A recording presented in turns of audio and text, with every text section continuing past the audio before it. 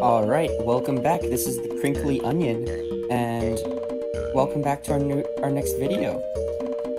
We're playing Pikmin again, and hopefully the microphone's a little better than the last episode.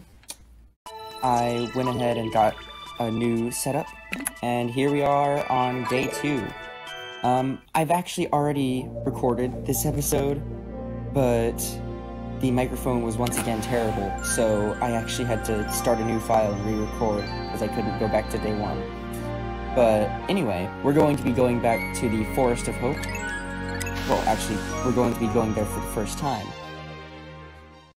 And we're just going to be getting some more ship parts.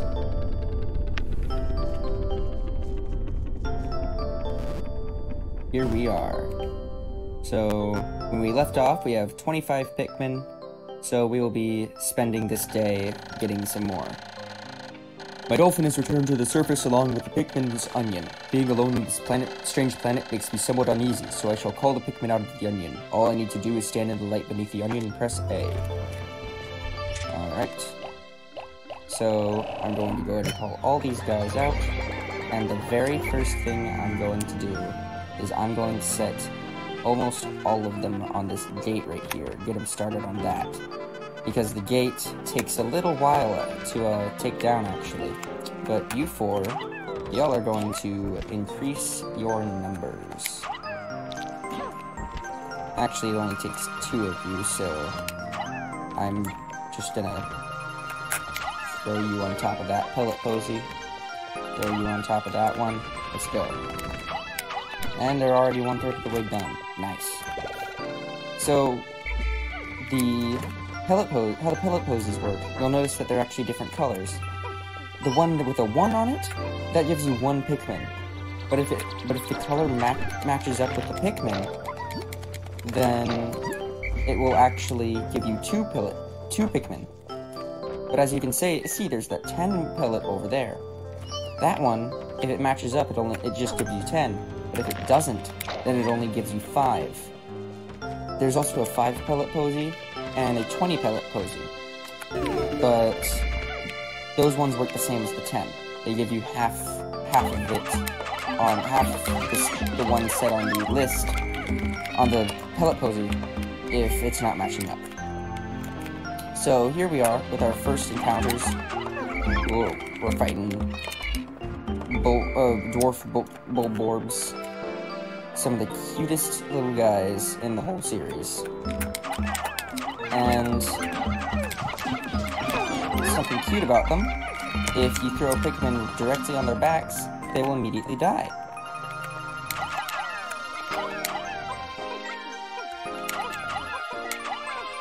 And so we're just gonna go ahead and start collecting more Pikmin. Get some more pellet posies. Increase our numbers.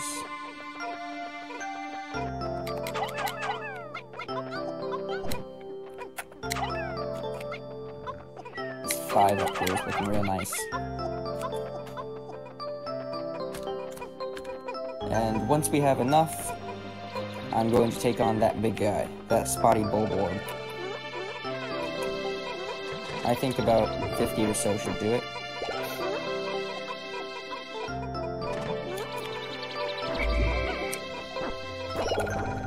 And we're already about 1/4 of the way through the day. So how that works is that there's that sun meter at the top, and that basically shows what time it is. And once that goes down, then the day ends, and you immediately have to get onto your ship and get off the planet. And any Pikmin that are not in your party or in the vicinity of the onion at that time will die. And it's actually really sad. But that won't happen. I will not let any Pikmin die without purpose in this stream, in this Let's Play.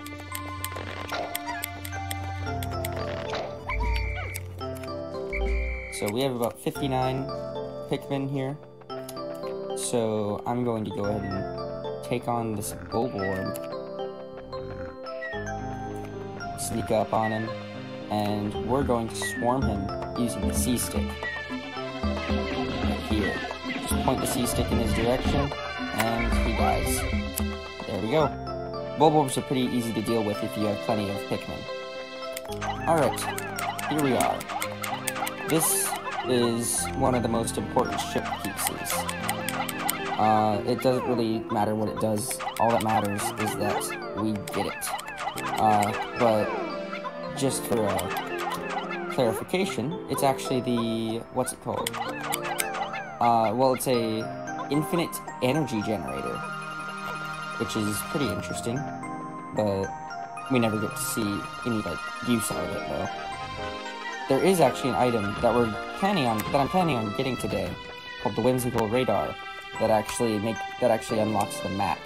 So there are important things locked behind the items in the collectibles in this game, but that's pretty much the only one. Meanwhile, you may be wondering why we're not getting this Bulborb. Well, I'll show you why. Because if you look past this gate, you will see, behind the sun, the yellow onion. Yes, today we will be unlocking yellow Pikmin. Just gotta get to them first. Which shouldn't be too hard, as long as we take down this gate.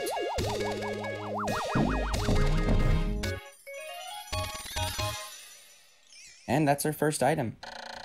Eternal Fuel Dynamo. This should light things up. No more candles for me. I have now recovered 2 out of 30 parts. If I can find just 3 more, I should be able to increase my ship's capabilities. Good job, all in all. And good job, Pikmin. And meanwhile, I'm going to go ahead and call the Pikmin to my aid. And they will clear out this the rest of this gate for me. They're helpful little guys.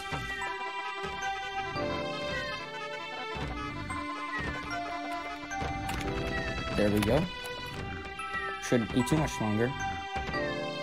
So, the yellow Pikmin have 2 purposes, really. They're generally considered to be the worst Pikmin in the series, but they still have their uses, in the first game at least. And I will show them to you in due time. No, leave that alone. That's for the yellow Pikmin. Go ahead and take out this Bulborb, swarm him, and you guys, the red Pikmin, are going to hang out right there. No, wrong button. Right there. That was with the X button. It separates all the Pikmin in your party into little groups, so you can just go ahead and whistle the ones you want, and keep going. And here are the yellow Pikmin.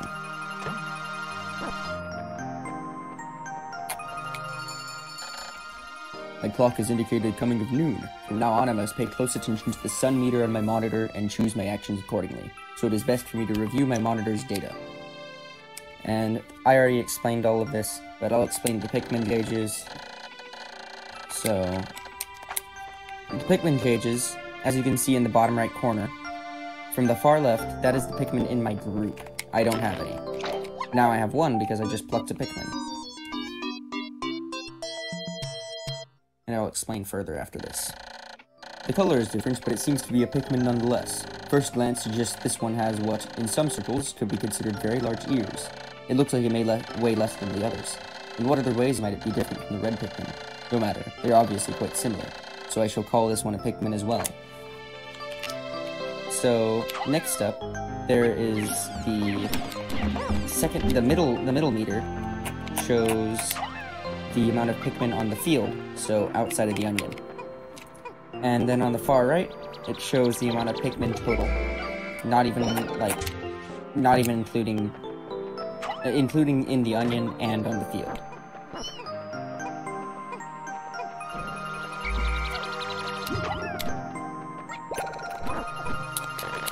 That's right, keep toiling. Alright, Grab some more pellet posies.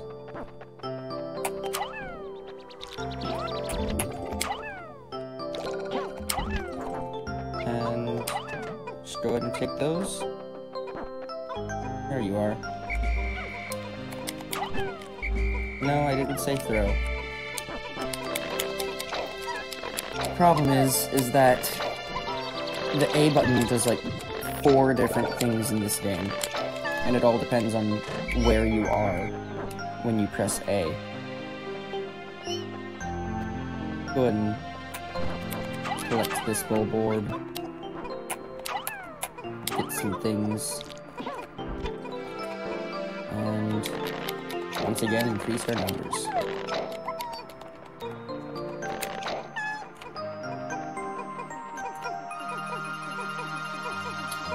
Good job. And I'm going to set you on the insurmountable task of carrying this guy. And with these 3, I am going to take down this wall with bomb rocks. Their second purpose. Their first being that they could be thrown very high. The yellow Pikmin have picked up some peculiar stones. Why did they decide to grab them? This action seems to be instinctive to the yellow Pikmin. But just what are these strange glowing stones? Brightly glowing cracks cover them. Perhaps these cracks indicate that there's tremendous power locked away within. This merits further research. And if you could just grab the last one, thank you. And it'll take 3 bomb rocks to take down this wall, which should be no problem. The glowing rocks the yellow Pikmin picked up seem to be explosive stones. Perhaps they know these stones can be used as powerful weapons. The bomb rocks are dangerous, so I must take care when using them. They should be able to blast open the stone walls that block the pathways. I may even be able to use them against some of the wild creatures. I must be vigilant. Pikmin I dismiss by pressing X bring their bombs when I call them back. Pikmin I throw by pressing Y drop their bombs when I call them back. Keep clear of the explosion. When I touch Pikmin directly, they keep their bombs and fall in line. Okay, quick tip about Pikmin with bomb rocks. Never whistle them. Ever. If the conditions are right, which they often are, and you whistle the yellow Pikmin, and they're holding a bomb rock, they will drop them immediately, and your entire team will be put in immense danger. So, just walk into them and touch them, and they will automatically be called over. That's the safest way to do it. So, I'm going to go ahead and let the yellow Pikmin sit over there, and red Pikmin are gonna go fight these guys. Now, the reason I'm using red Pikmin is because they are actually the best fighters in the game. They are about 2 times stronger than normal Pikmin are, the other 2 types. So, they have the honor of doing all of the fighting. And they're gonna go ahead and grab this whimsical radar as the yellow Pikmin once again take home all of the corpses.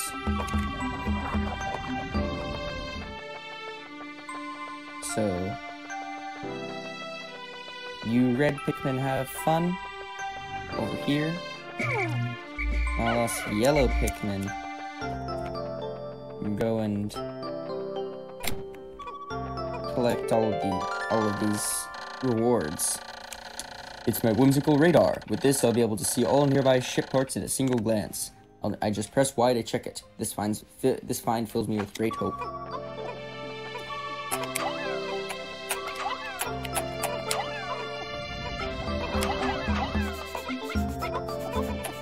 Alright.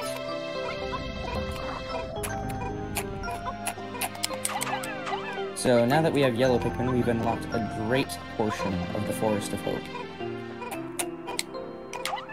It's actually a lot more space, a lot more to discover now.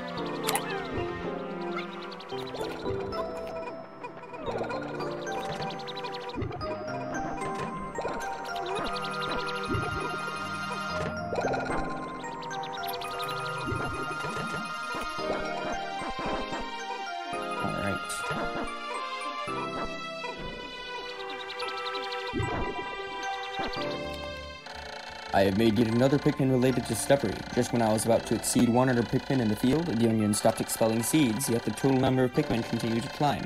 It seems that once there are 100 Pikmin in the field, subsequent seeds get stored inside the onion. Thus, no more than 100 Pikmin can be in the field at one time in any area. Just a useful piece of information right there. Now, often, it's not a very good idea to have 100 Pikmin total in your team in this game. Usually you just want to have about, I'd say 60 at the most. That's a good number. Most bosses don't really take that much to defeat.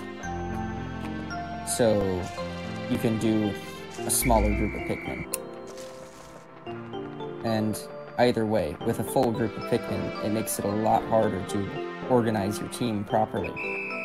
Because they'll trip often, and they'll get distracted. My clock is indicating the approach of sunset. Pikmin waiting beneath the dolphin and onions will probably enter the onions on their own, but if I don't call the stragglers and add them to my group, they may not be able to get back. I am sure that the Pikmin still planted are safe, but I am somewhat concerned about leaving Pikmin to fend for themselves in the darkness. Alright, and we got the whimsical radar.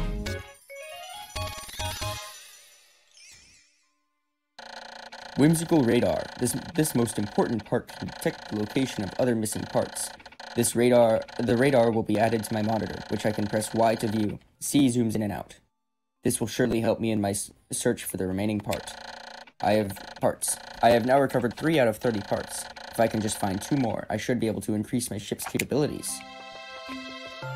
And there we have it. If we press Y now, look at that, there's a map. It shows all of our Pikmin, and it shows our spaceship and our onions. It doesn't show enemies, but it does show where all the parts are. So as you can see, it's actually a pretty big area. But it's not too big for us. And if I'm not correct, no I'm not, never mind. For a second I thought that maybe the area was the Garden of Hope from Pikmin 3 was based off of this area. Another intriguing discovery. A local variety of grass produces a sort of yellow nectar. When the Pikmin drink this delicacy, they instantly mature into flowers. This apparent Pikmin favorite seems to be full of nutrition. Closer observation is needed to determine the strengths and peculiarities of these flower Pikmin.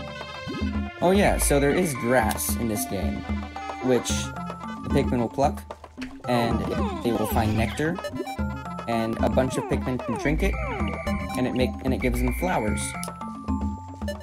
The flower Pikmin are much faster, much stronger. As you can see, the flower Pikmin can keep up with me properly, while the leaf Pikmin are slowly falling behind. They also do more damage, which is very good. But it is very easy for them to lose their flowers, so that's not as good. And here we are at the end of the day.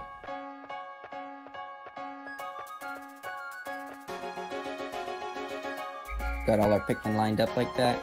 Yellow Pikmin are running back to their onion. And here we go.